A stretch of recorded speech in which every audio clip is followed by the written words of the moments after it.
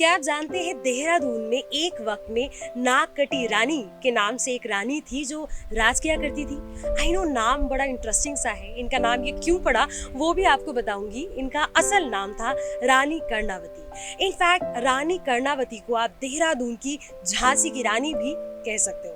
अपने पति राजा महीपत शाह के गुजरने के बाद उनके बेटे पृथ्वीपत शाह को राजा घोषित किया गया, लेकिन क्योंकि वो केवल 7 साल के थे तो रानी कर्णावती ने गद्दी संभाली और देहरादून पे 1640 सीई पे राज किया।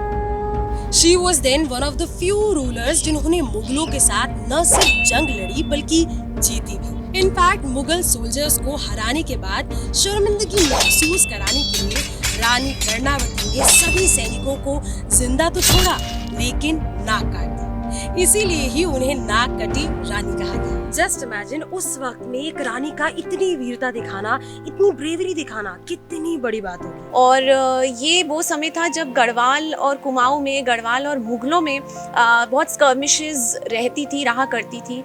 और जो मुगल्स थे वो भी गढ़वाल आना चाहते थे, पहाड़ों का एक्सेस लेना चाहते थे। तो रानी कर्णावती ने बहुत स्ट्रैटेजी के साथ 30,000 स्ट्रॉन्ग मुगल आर्मी थी और उनको कॉर्डन कर दिया गया। तो आर्मी के बाहर एक और आर्मी लगा दी गई, उनकी नाक काट कर उनको वापस भेजा कि आपने मुझे एक संधि का संदेश भी भिजवाया, you sent an offer of peace but I am not ready to agree. और ये एक सिंबल है कि हम भी डरते नहीं है किसी से, तो हम we keep the courage to face you all. Rani Karnavati ने ही देहरादून में कनाल सिस्टम की शुरुआत की और देहरादून में राजपुर से लेकर कर्णपुर तक कनाल्स बनवाए।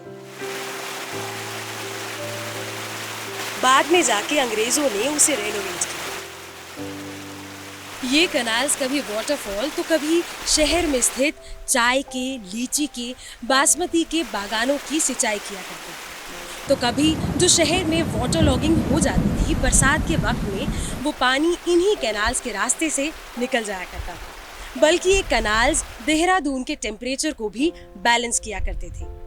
इन्हीं कैनाल्स पे कई घराटे यानी वाटर मिल्स थी जिन पे आटा, मक्की, मंडुआ, मसाला सभी पिसा करते थे। रानी कर्णावती के नाम पे ही देहरादून में स्थित कर्णपुर एरिया का नाम पड़ा। सिर्फ रानी कर्णावती ही नहीं बल्कि उत्तराखंड को उत्तराखंड बनाए रखने में पहाड़ की, उत्तराखंड की सभी महिलाओं का खास योगदान है। जैसे वो अपने जंगल को, जानवर को, जमीन को जैसे वो जानती हैं, शायद ही कोई जानता है। इसीलिए इस कहानी के जरिए हम पहाड़ की उन वीरांगनाओं का ये रूप आप सभी के सामने रखना चाहते थे। ऐसी वीरांगनाओं को हम प्रणाम करते हैं और उत्तराखंड जैसी जगह में ऐसी कमाल की रानी कर्णावती रही। That's why we love her.